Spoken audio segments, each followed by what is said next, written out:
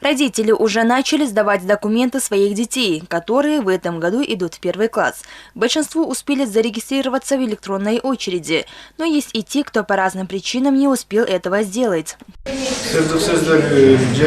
Наше место жительства зарегистрировано в Караколе, но недавно мы переехали в Чолпон-Ату. Согласно учету, ребенок должен учиться в Караколе. Сейчас мы пытаемся решить этот вопрос. На сегодняшний день в городе Каракол в 2 этапа прошли электронную регистрацию 1600 детей. Всего в первый класс должны пойти учиться почти 2000 дошколят. Регистрация в школы еще продолжается. В других школах есть свободные места. Хотелось бы обратиться к родителям, которые еще не встали в очередь. Они как можно скорее должны обратиться к главе своего участка, так как на втором этапе мест останется мало.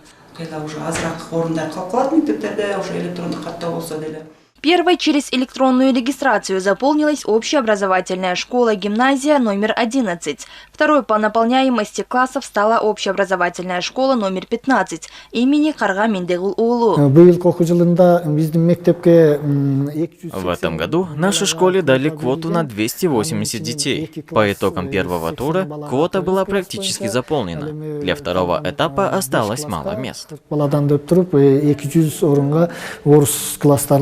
Бул жерге инененди коебуз.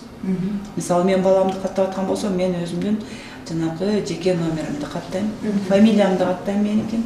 В городе Каракол 10 муниципальных школ. На первом этапе электронная регистрация проводилась по месту жительства. На втором этапе по предпочтениям родителей. Альбина Айбекова, Джазгуль Сатаева и Ният Эргешева, ЛТР, Иссыкульская область.